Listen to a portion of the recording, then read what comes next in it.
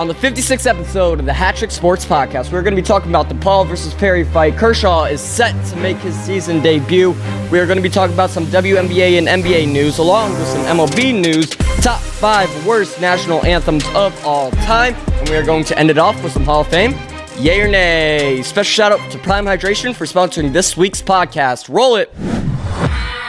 Welcome to HatTrick Sports, starring your host, Isaiah Carpenter. Bringing you the biggest sports headlines every week. This is the HatTrick Sports Podcast. We are on to episode 56 of the HatTrick Sports Podcast. Not a whole lot in sports, especially big sports. The MLB just finished up their All-Star break, so there was obviously a few games without MLB games. NBA is obviously in their own little preseason. WNBA is going on a little bit. But again, football, there's camps going on. And then what else? Soccer, there's really nothing besides MLS going on. All the Copa and Euros just ended. Hockey, not much going on either. So with all that being said, there's not a whole lot this episode, but we still got some good news. Let's start it off with the Paul versus Perry fight. Now, this was a well-anticipated fight. This fight is important for multiple reasons. Not only is it Jake Paul was supposed to fight Mike Tyson, but again, Mike Tyson got that sick or seizure or whatever. Mike Tyson obviously couldn't fight, so they suspended that till November 15th. But if Jake Paul lost that fight last night, he would not have been able to face Mike Tyson in November. Now, Mike Tyson, I don't believe, has signed the contract yet. So if Perry beat Paul when they faced each other last night, at the time of this recording, it was last night, or maybe technically this morning, depending on how late it was. But if Perry ended up beating Paul, that would not have been good for Paul, and Tyson would not have fought him, and that would have been a whole lot of work just for nothing. But luckily, Jake Paul did end up beating Perry. So yeah, I believe it was a TKO into the 6th round. I don't often watch boxing. I watch it maybe 5 times a year, but I did watch that fight by Dazin. And so the Mike Tyson is set for November 15th. Again, I don't believe Mike Tyson has signed the contract that he will fight yet, but it is set for November 15th. I could be wrong on that. Don't hold me accountable for anything I say about boxing. Again, I know almost nothing about boxing. I just know that Paul beat Perry in the 6th round by a TKO. Mike Paul was giving him some jabs, and he was hitting him, I believe, at an accuracy rate of thrown to hit ratio or whatever that's called. I believe that was pretty high. The percentage was pretty high on that. But again, I know almost nothing about boxing, so don't take that into any more context than it needs to be.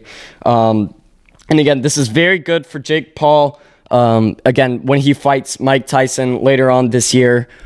So basically what happened was Jake Paul was supposed to fight Mike Tyson in July, and obviously Mike Tyson, or maybe it was August, July, somewhere around there, and Tyson got sick or the seizure, I forget exactly what happened. He basically was too injured and had to delay training, so they delayed the fight to November 15th, so it was a fair, healthy match. Mike Tyson's obviously, 50-something years old?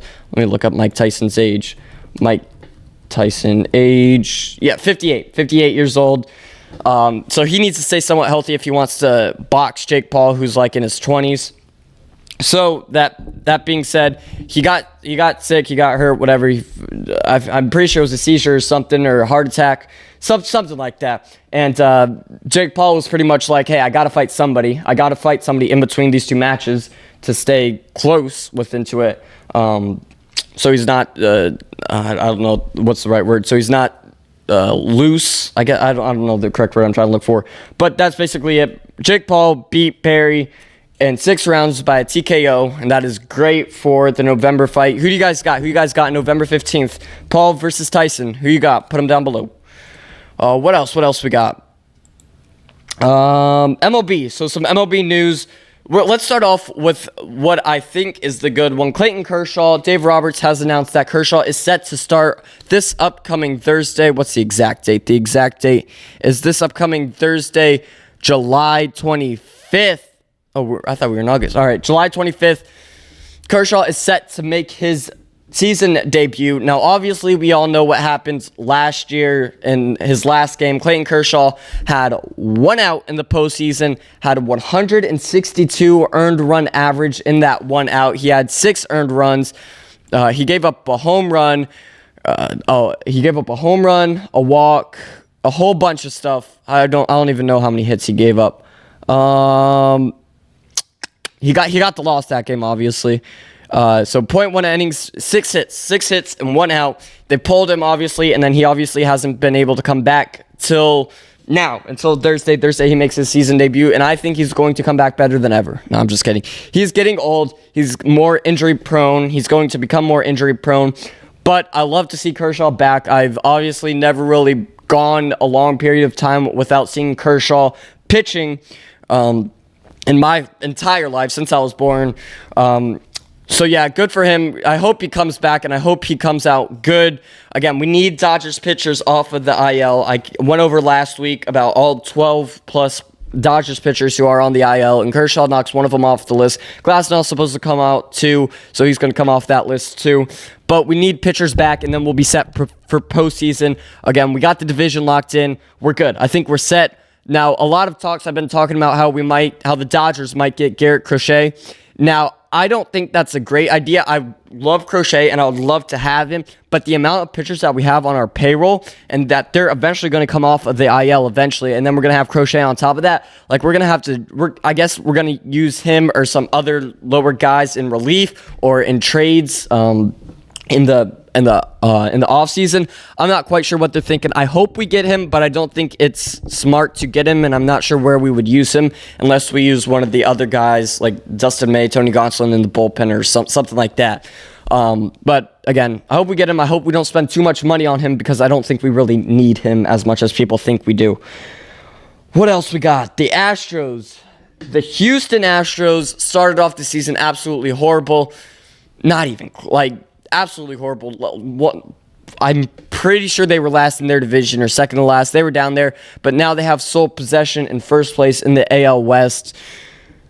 I don't know how this could happen. They're 52-46. They're 6-4 in their last 10 games, but in their last 50 games, they're even better. They're probably 40-10 or something like that. I don't know the exact stats. The Mariners are 1 game back. They are 3-7, so they are obviously in a little bit of slump. And then the Rangers, who I thought were going to be good this season, are falling. The AL West is just a horrible division to begin with, and the Astros are a horrible franchise to begin with, if we're being honest. If we're being honest, the Astros, cheating or not, is a horrible franchise. Now, they might be good now and in the last 5 seasons, but overall in the franchise, the Astros are not a good franchise whatsoever. But they're making their way back. They're going to make the playoffs, it looks like. I know I said in episodes past that they won't be able to make the playoffs. They're going to make the playoffs. Unfortunately, they're going to make the playoffs. Now, I hope they get out in the wild card, or depending on if they make it to DS or not, whatever happens there, that they get out first round. Because, again, I still hate the franchise. I hate Bregman. I hate Altuve. I hate all these guys. Correa. We are also going to talk about that a little bit. Carlos Correa, he was obviously booed in the All-Star game in the Rangers Stadium, which, when he was cheating, he was with the Astros. The Astros are rivals with the Rangers, so obviously he's going to get booed in the Rangers Stadium. And there's a clip of him going around that says every time. Yeah, it's every time. He should get booed every time. He cheated. Now Ben Verlander's coming at us at he shouldn't get booed anymore. Obviously, your last name's Verlander. Obviously, you don't think that Carlos Correa should get booed anymore. But he took the World Series away from not only the Dodgers, but potentially the Yankees. Jose Altuve took that MVP away from Altuve. The Astros, the 2016 to the 2019 Astros are the worst teams. I don't even like to think about those teams. They're just a horrible team to begin with. And if you got cheats, when Ben Verlander's coming at everybody like, hey, everybody's cheated in baseball before. That's not true. That is not true. He's saying that technology is just getting too good for these cheaters. Ben Verlander, I know you're not directly related to the Astros, but to Justin Verlander and all the cheaters on that team, and people are saying Justin Verlander didn't cheat, blah, blah, blah. He got wins from his team batting and getting more runs than the runs he's given up. So Ben Verlander, would you please shut up respectfully? Carlos Correa should get booed. And shout out Joe Kelly, because that moment made me think of Joe Kelly hitting him and the Astros getting all mad that somebody's hitting the Astros after cheating, taking the World Series away. Yeah, just not good. I love that Carlos Correa is getting cheated or getting booed because he cheated. Yeah, those Astros just make me so mad. Those Astros that played on that team just make me so mad. One other thing I want to talk about the All-Star game was, what was I going to say? I forgot what I was going to say. Whatever. But in the All-Star game, we got a good All-Star game this year.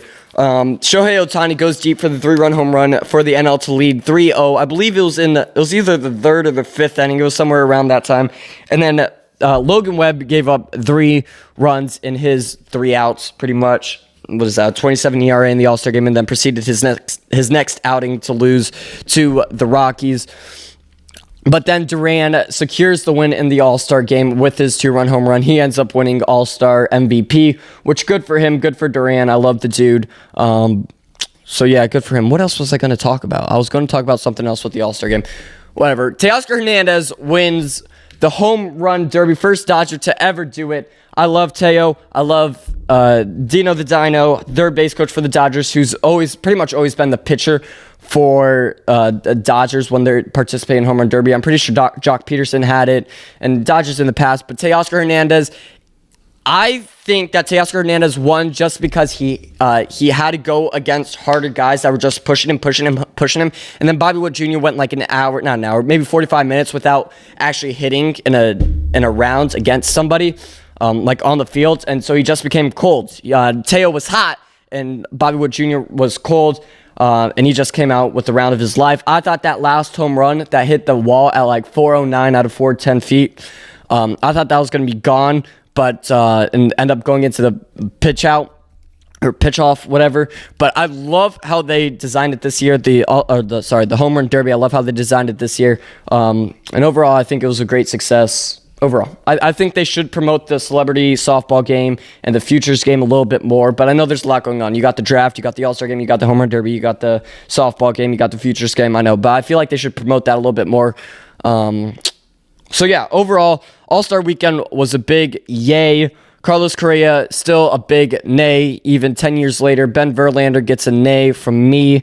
Again, nothing personal. It's just, I guess, it's a business decision.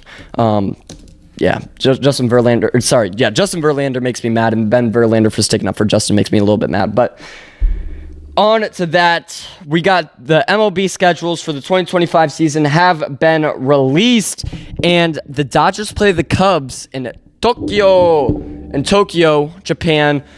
Tokyo. I'm not great with. 1 second. Yeah. Okay. So it is being played in Tokyo. You got the Cubs versus the Dodgers, maybe Imanaga versus Ohtani or even Yamamoto even. But this series starts 9 days before the rest of the MLB. I think the MLB may have messed up a little bit on that. I know they got, it's not that couple that's doing the schedules anymore. It's actual, like AI pretty much making the schedules. But I don't understand why they want that opening series. Dodgers, Cubs in Tokyo. I know they want to promote it as much as they can at the start of the MLB season, and I understand where they're coming from, but I feel like this is way too far ahead of the rest of the season, and then the Dodgers and Cubs are going to fall back, or they're going to like dilute over the season of off days because they've played that X amount of games, the 4 games or whatever, so far ahead, and they're going to get kind of cold throughout the season. Maybe that's just me overthinking it, but I don't love how it's 9 days before the rest of the MLB, but I hope it is better than the Japan trip that they're, where was it played? Where was it played? I forget where it was played at the beginning of this season, but, what all we got? What was I going to say? But I hope it turns out better than the beginning of this season that just happened, because obviously with the Ippei stuff, that's when we found out about that, was when they were playing in Japan, and then Yamamoto obviously didn't have the best start in Japan. So I hope that the Dodgers have a better start, and I hope that Yamamoto and Imanaga or Shohei will be pitching at that time, so Shohei and Imanaga pitch at the same time. I think that would be really good for MLB in general and international baseball fans. I think that would be really, really cool. But like I said, go check out your team's schedule now. They are all available. What else we got? All right. Let's switch to that tab. Boost your day with Prime. Prime Hydration offers the perfect blend of electrolytes and vitamins to keep you refreshed at your... Oh, 1 second. Let me redo that. Let me zoom in here. All right. Boost your day with Prime. All right, 1 second. Boost your day with Prime. Prime Hydration offers the perfect blend of electrolytes and vitamins to keep you refreshed and at your best. For an extra kick, try Prime Energy Drink packed with natural caffeine and B vitamins for clean, lasting energy. Whether you're quenching your thirst or powering up, Prime has you covered. Choose Prime for unbeatable performance and taste. One sip, everybody knows the rules. We did it last episode. It got a 9.6 Prime Hydration Energy Drink. Only 10 calories in this whole can of this energy drink. Only 10 calories. It has 70 milligrams of sodium. It has 4 grams of total carbohydrates in this entire can. No sugar, no added sugar, just straight energy. Now, it does have vitamin B6 and vitamin B12, 150% of your daily value. And it also has a little bit of magnesium. Prime Energy rated 9.6 from HatTrick Sports. What a drink, what a drink, what a drink. You want to stay energized, you got work to do? Hey, pop open one of these. Hey, you live on the East Coast and you want to watch your Dodgers play? Hey, rip open Prime Energy Drink. Perfect for any of your needs.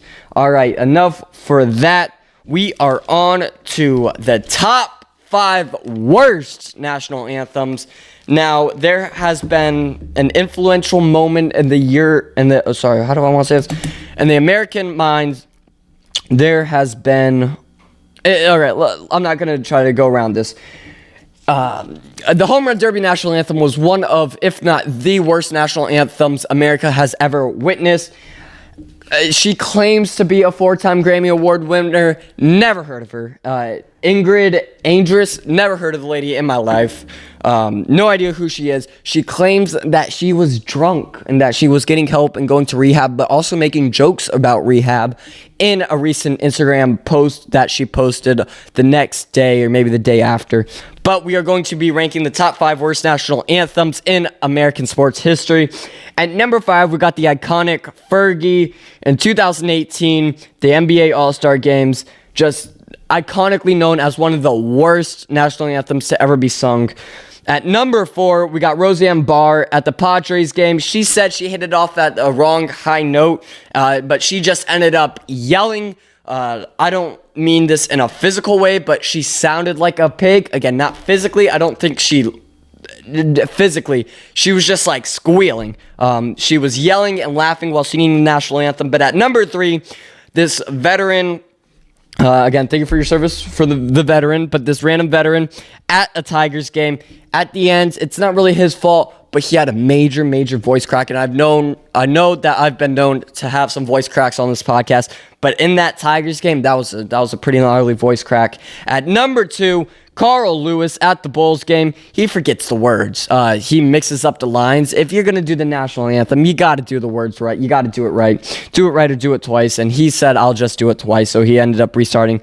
But then at number 1, at the 2024 Home Run Derby, you got Ingrid Andress. Never heard of it. Proclaimed 4-time Grammy Award winner. Again, later came out saying that she was drunk and that she was getting some help and going to rehab.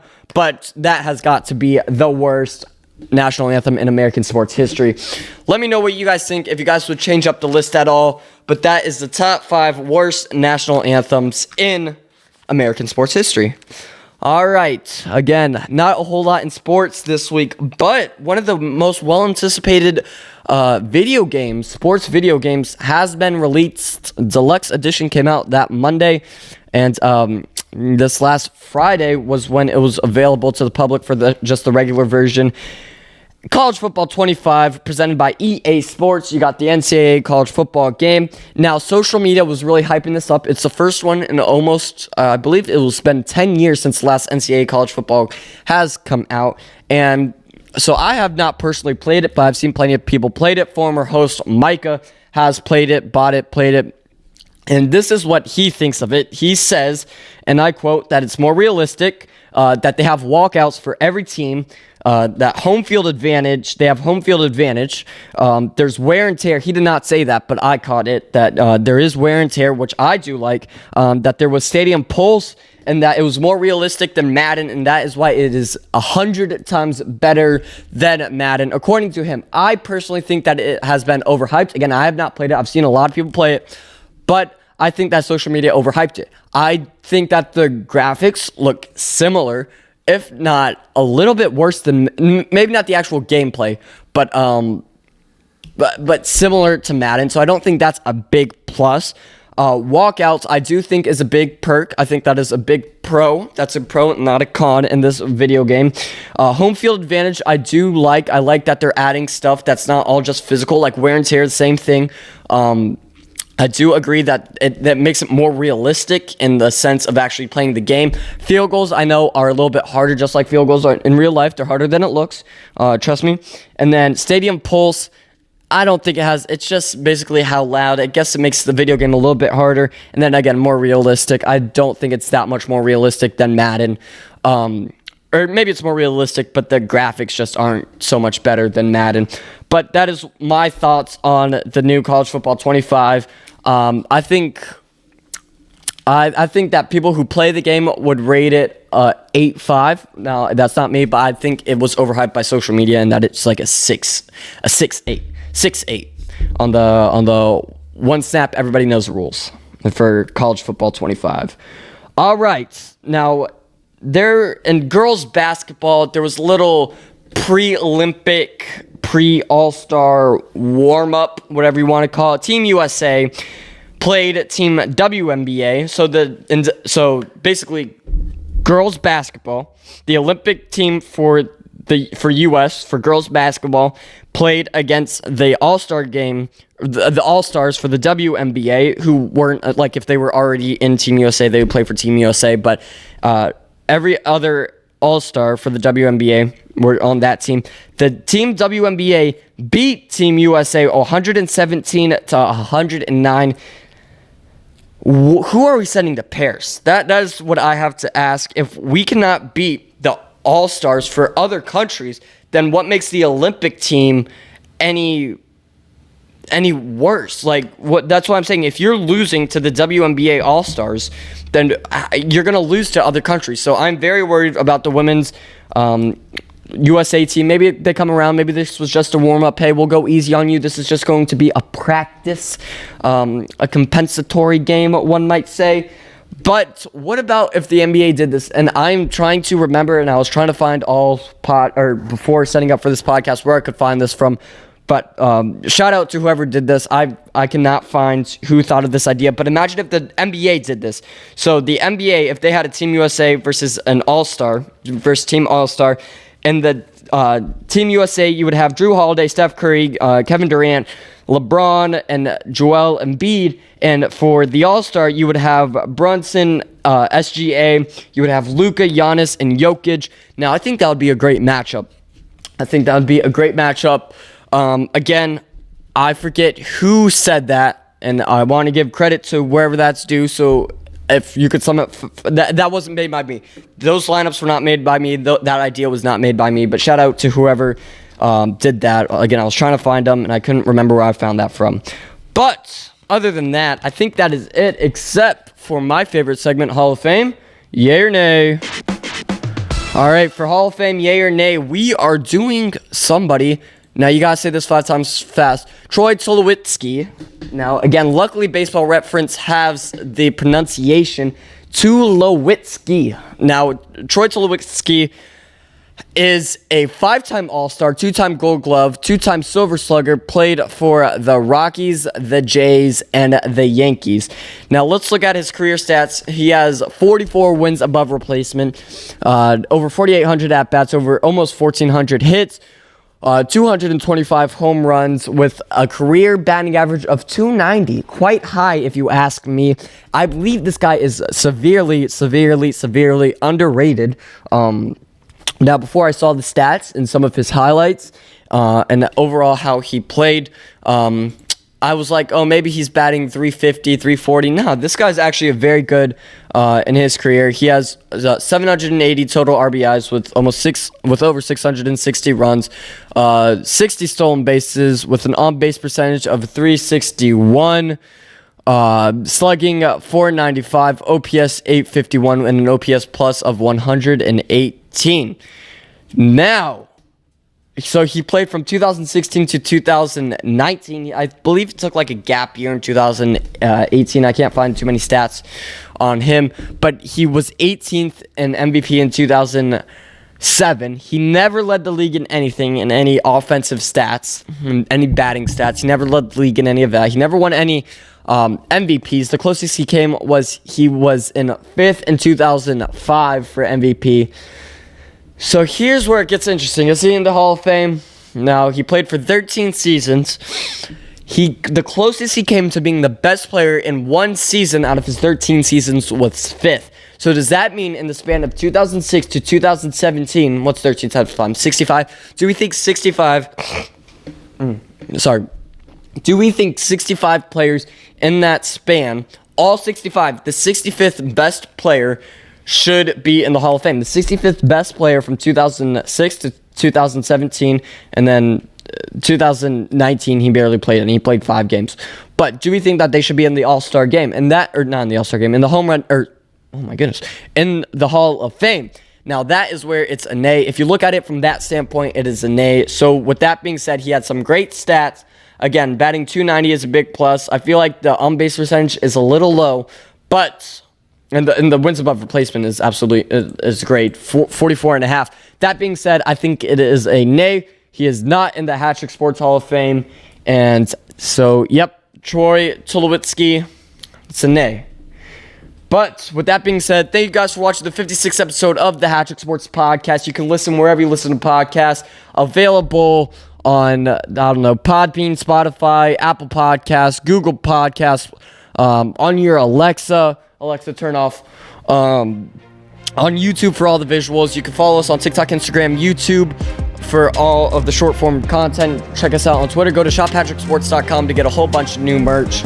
And what else? And on the shop app. So we will see you guys next week for episode 57.